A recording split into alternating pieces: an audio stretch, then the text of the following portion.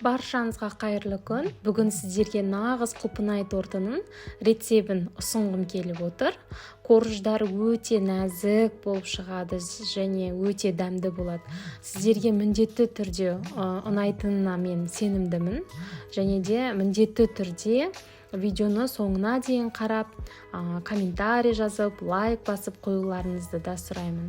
Ал тортты әсемдеу өздеріңіздің қалауларыңызға қарай жасасаңыздар да болады. Ал олай болса тортымызды бастайық. Ең алдымен жұмыртқамызды жақсылап миксерден өткізіп аламыз. 9-10 минуттай жұмыртқамыз жақсы көтерілгенше миксерден өткізу керек болады. Міне видеода көрсетілгендей болу керек. Кейін үстіне осылайынан сгущенкамызды аз-аздан құю арқылы тағы да миксерден өткіземіз.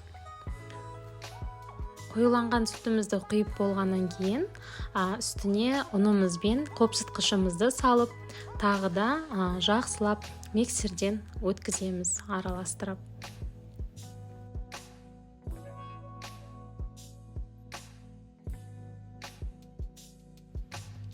Мінекей осылайынан жасап алдым.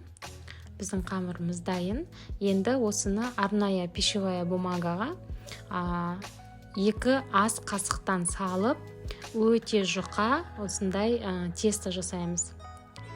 Мына осылай өте жұқа ғып жағып аламыз. Содан кейін қызып тұрған 180 градустағы пешімізге әр коржды 4-5 минуттан сіздердің пештеріңізге қарай пісіріп аламыз.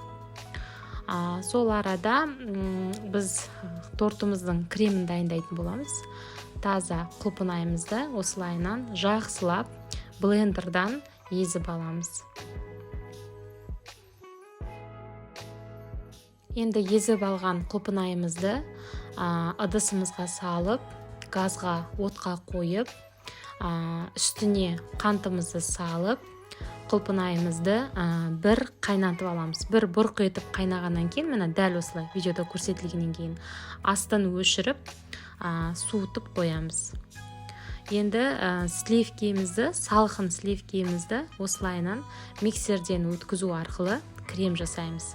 Алдымен жайлап бастап, одан кейін жақсылап көтеру керек болады миксердің жаңағы жылдамдығын. Мінекей мен видеода толық көрсетіп кетем сіздерге сливкемізді кремге айландыруды. Үстіне қант ұнтағын салып, тағы да жақсылап араластырамыз.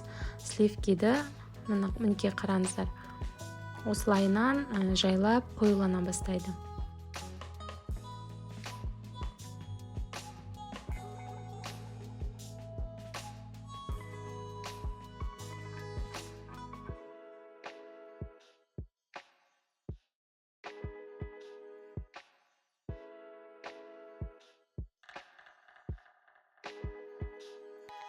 Мінекей креміміз де дайын. Осындай қоюға енген кезде үстіне суыған құлпынайымызды салып, барлығын осылайынан видеода көрсеткенде жақсылап араластырамыз. Біздің креміміз дайын, ешқандай краскасы сіздерде әдемі осындай дәмді крем шығатын болады. Кремді қалауларыңызға қарай жасасаңыздар болады. Мінекей менде осындай шықты. Ішіне творожный сыр салсаңыздар да болады, онда уже сіздерде қоюырақ крем болады. Мінекей мен осылайынан барлық корждарымды пісіріп алдым. Қараңыздар, былайынан көрсетейін сіздерге. Өте жіңішке болады және жұмсақ болады. Енді тортымызды жинаймыз, корждарымызды қойып, осындай арнайы кольцоны салып, тортымызды жинаймыз. Коржымызды салып, үстіне кремімізді жағып, жақсылап жайып орналастырамыз.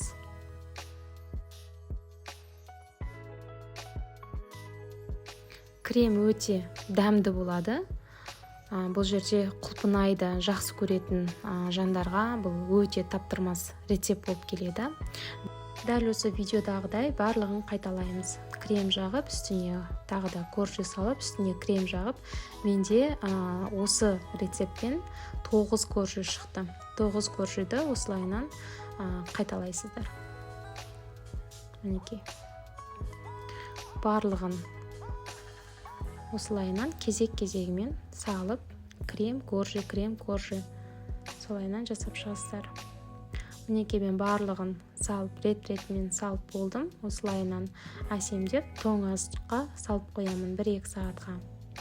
Тоңазытқыдан алғанда қараңыздар, осындай кремі кішкене қатып әдемі болып шықты. Қалған кремімді үстіне құйып, енді барлығын, осы кремді барлығын жағып шығам. Шетіне, үстіне, видеода көрсетілгендей.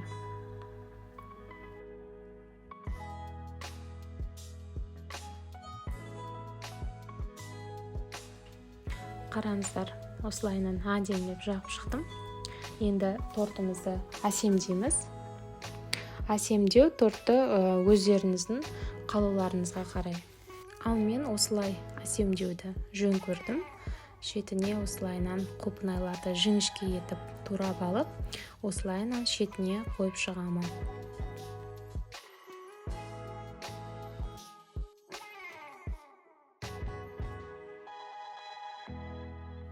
Қараңыздар, тортымызды да әсемдеп болдық. Мінекей біздің құлпынай тортымыз дайын десек те болады. Дайын тортты тоңазытқышқа бірнеше сағатқа салып қойсаңыздар, кремі сіңіп, одан сайын жұмсақ, нәзік болады. Мен сіздерге солай кеңес етер едім. Бірақ егер де сіздер асығыс болсаңыздар, бірден кессеңіздер де болады. Ал енді тортымызды кесіп, дәмін көрейік. Қараңыздар, сіздерге де көрініп тұрған шығар, тортты кескеннің өзінде өте нәзік, жұмсақ кесіліп тұр. Ортасы осындай болып шығады. Торт шынымен де өте дәмді болып шықты. Міндетті түрде осы рецептпен дайындап көріңіздер, және де каналға да тіркелуді ұмытпаңыздар. Сіздермен болған Жанна. Келесі кездескенше сау саламатты болыңыздар.